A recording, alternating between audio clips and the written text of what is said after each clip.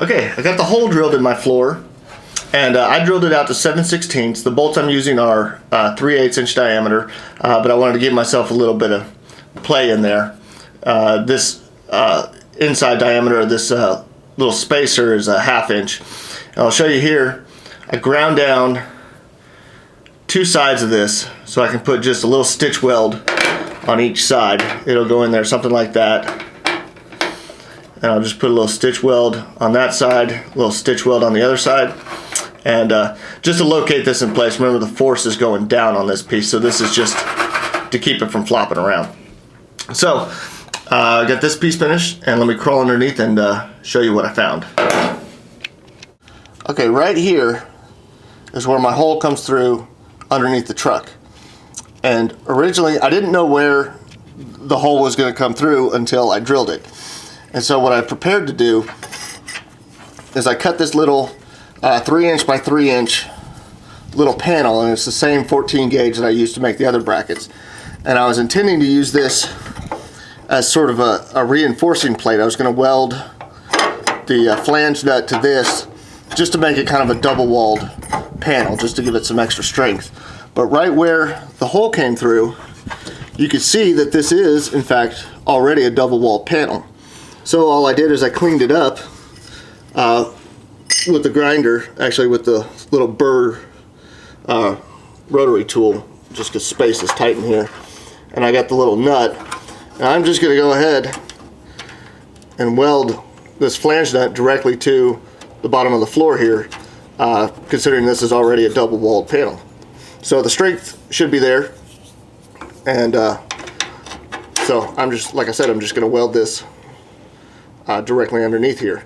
And as I mentioned before, you don't have to do any welding with this. I'm going to weld because it's easy and I have the equipment. But if you don't, there's no reason you can't come under here. You just get somebody on top to hold the bolt while you're under here tightening this nut, and there's no need to weld it. So these seats can be a bolt-in operation. Alright, so I got the nut on the underside. I got a couple little stitches on it. It's about quarter way around. Really no need to fully weld this.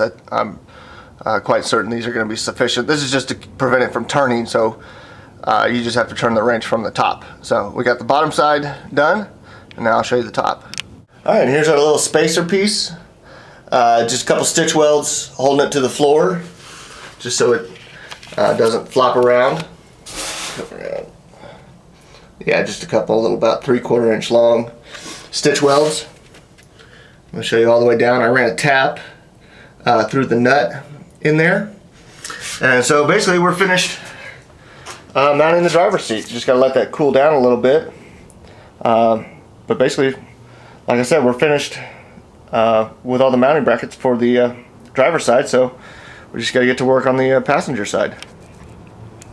And there it is, fully installed. We got the driver's side seat. Again, let me point out that I'm using the factory passenger side seat as my driver's side seat, just because it's not as worn out as the factory driver's side seat. So this is the passenger seat in the driver position. But we're totally finished bolting this into place. We got both the rear mounts, and of course both the front mounts here. And let's see if I can get this to slide. Sliders work just fine. The little back adjustment works just fine. So that's it. We're finished with this install. And like I said, this can be a bolt-in operation. I welded some parts, but it's not necessary.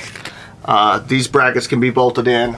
Of course, like I said, back here, and the rear bracket, wherever that is, and it's down in there. Of course, that can be bolted. So you don't need a welder to do this swap. You just need a little time. It helps to have a sheet metal brake, but a good bench vise will do fine for bending up this front bracket. And that's about it. So I hope this helps. And I appreciate y'all watching. And if you haven't subscribed, please subscribe.